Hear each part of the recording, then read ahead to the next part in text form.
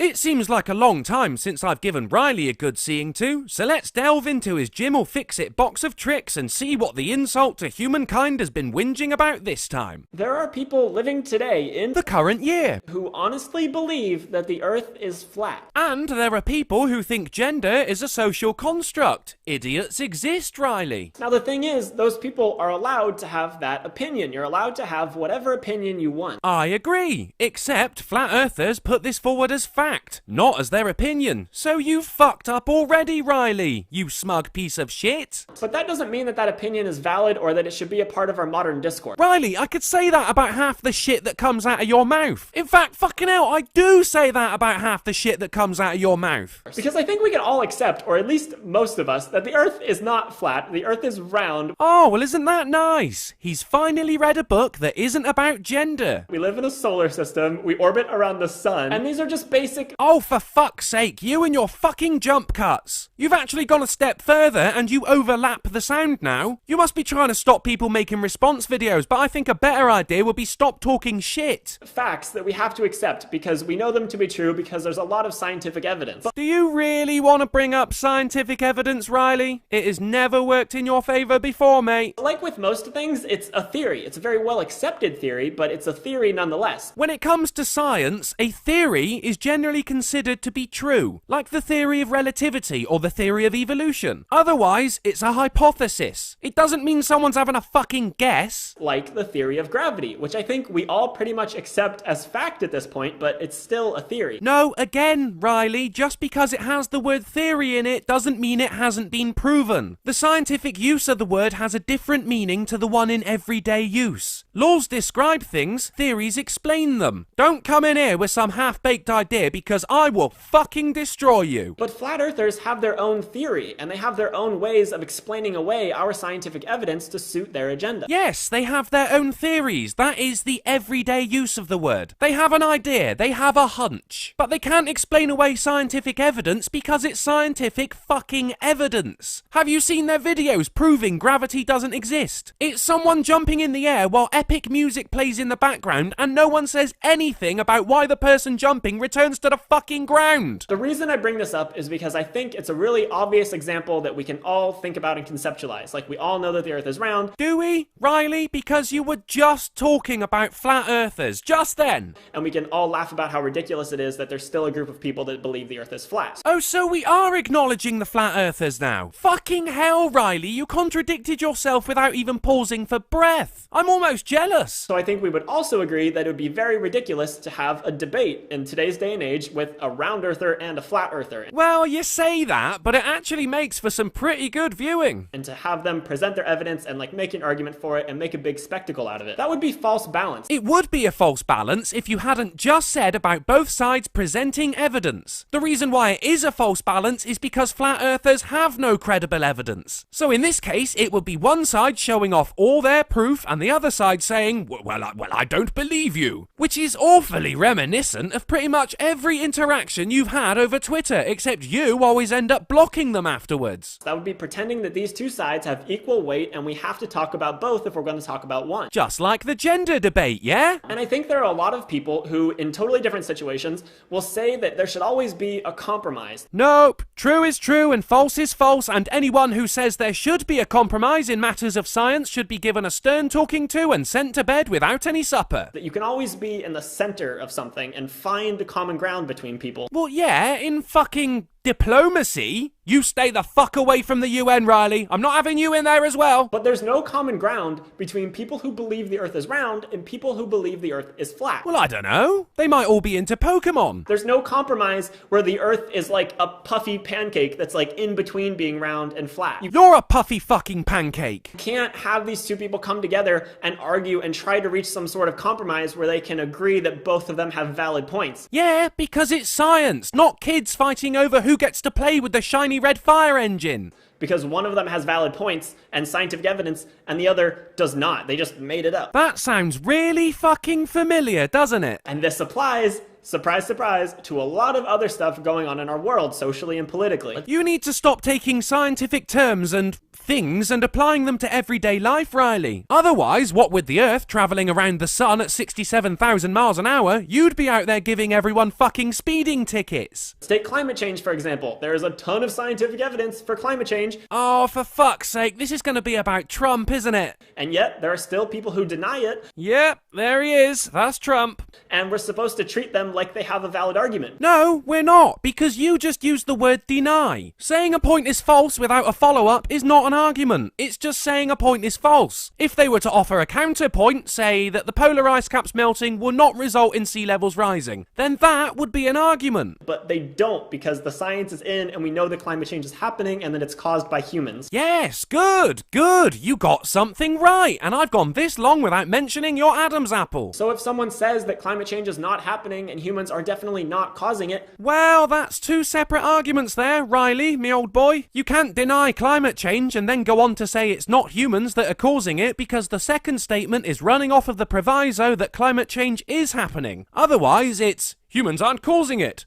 Causing what? Oh, nothing. Also, doesn't it look like someone just kicked in Riley's front door and it scared the shit out of him? Don't worry, mate. They're not going to rape you, even if you beg. They don't have a valid opinion. They're just wrong. There's no compromise between it is and isn't happening. It's happening, and we have to do something about it. Yeah, again, Riley, it's not an opinion if you're putting it forward as a fact. They're two separate things. Opinions vary from person to person, whereas facts are universal. That's why they are facts, and can be used to back up other facts. If it starts with, I think, it's an opinion, mate. And it's a very damaging opinion to just deny facts and deny that climate change is real. Look, as long as you keep putting opinions and facts in the same camp, everything you're saying is bollocks. There's also vaccinations. Like, vaccinations are a very good thing that do not cause autism and that help people stay healthy. Ah, see, now that is an argument based on a paper published in 1998 that was proven to be fraudulent. But until other researchers found they couldn't reproduce the results recorded in the paper, saying there was a causal link between MMR vaccines and autism was not considered an opinion. Now we know the paper has been discredited, we know it's not true, and so saying there is a link is an opinion as there are no facts to back it up. I can't believe I'm having to read about this shit, Riley. I fucking hate you.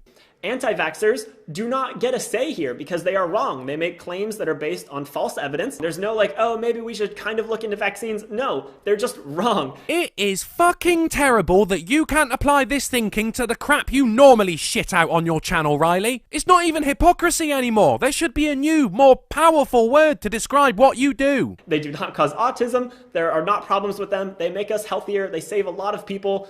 Vaccines are good. End of story. I don't know, mate. By the state of you, it looks like you had more than your fair share of childhood ailments. And of course, there are always going to be topics where both sides have good points and where we do need to find compromise. Yeah, those would be arguments based on opinion, Riley. Because that's the only way those particular arguments can be solved. Like me saying, I think someone should stick Riley's head underwater until the bubbles stop. And my friend says, well, I think he should be burned at the stake. So we find a middle ground and drown you in boiling water. But then we get taken to court and tried for murder, and we cannot refute the fact that it was murder based on the opinion that you deserved it, nor can we find a middle ground between them. And if I said I straight didn't commit the crime, I'd be found either guilty or not guilty. The judge won't say, I find the defendant sorta guilty, fuck it, give him half the prison sentence because we're just not sure. Honestly, I don't know how your body hasn't given up on your brain yet.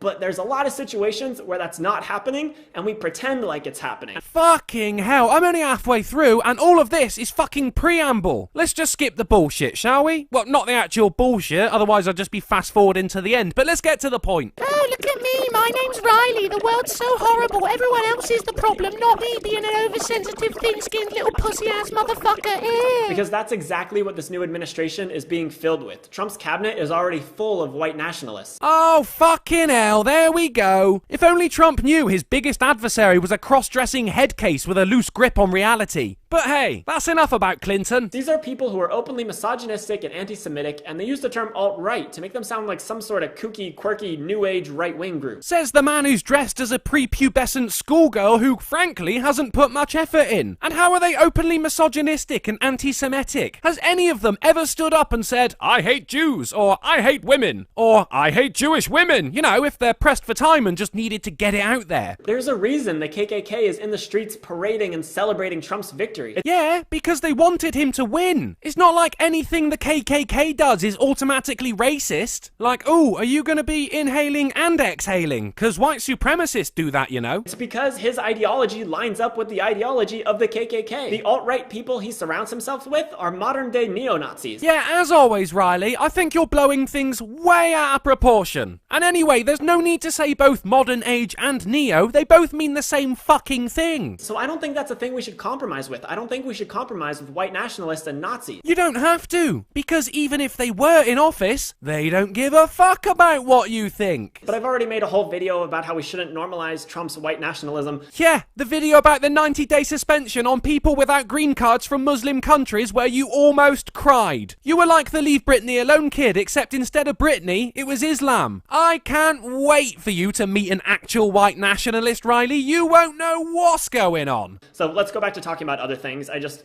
can't get my mind off the election and all of that, you know. Yeah, we know. I never thought I'd be waiting for you to get back to videos on gender fluidity. So there's a lot of other areas where we could talk about false balance and compromise and stuff, but I've been running into this a lot lately with my own channel. Actually, on that note, I was amazed to see how many subscribers Riley has, until I realised at least 80% of them are people who do response videos. Because people tweet me or comment on my videos or something saying, you won't debate this idea, it's because you're afraid you're gonna lose. Well, spot on, methinks. I mean, let's face it, you are a massive pussy. That's not how that works. That's not a logical conclusion to come to when someone doesn't want to debate you. Well, you picked a funny fucking time to bring logic into the equation, didn't you? Still, better late than never, I guess. There's like 1.5 million reasons someone might not want to debate you. Yeah, people are a bit funny about heading into a battle they can't win, aren't they? But one of those might be, you just don't have a valid viewpoint and you're not worthy of being debated. You are the flat earther of whatever your topic is. And whenever someone stuffs their fingers in their ears rather than listen to what's being said, they're doing a Riley. Like there are people to this day who don't believe that homosexuality is real. They just don't think you can be gay. Yeah, generally those of the older generations who see it as a perversion rather than a sexuality. But on the other side, you have people who say they're pansexual, which as far as I know is a cookware fetish. What can I say? Whatever you do, there'll always be someone calling you a pervert. Just look at my comments section, for fuck's sake. And I don't think we should give those people a debate. See, now, this is how I know you're talking out of your ass. You guys fucking love educating other people. You fucking love it. It's like catnip to you cunts. The only time you shy away from it is when you know that person has a good fucking point. And you, Riley, stick your fucking head in the sand until they go away like the snivelling little prick that you are. When was the last time you said good point to anyone who isn't an SJW, Riley? Fucking never. There's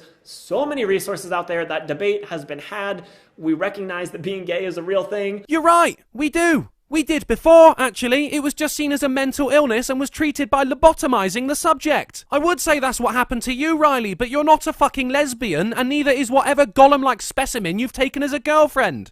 I'm not gonna waste my time debating someone like that. Look at this, cunt. You don't debate anyone, Riley. You block anyone who doesn't agree with you, so the only noise you hear is that which adheres to your ridiculous little narrative. You insulate yourself against reason and logic. I don't know anyone who has a line of contact with you. You're not even putting your head in the sand anymore, Riley. You're closer to a fucking turtle retreating into its shell and filling in the holes with fucking Twitter blocks. It's just you and Steve Shives in there, taking turns to reaffirm your viewpoints and sucking each other off. Well, I had to cut that video right down. I don't normally do that, but there was so much shit. It's getting worse, man, I swear. But thanks for watching, guys, and remember, no one thinks highly of the bitch that is Riley.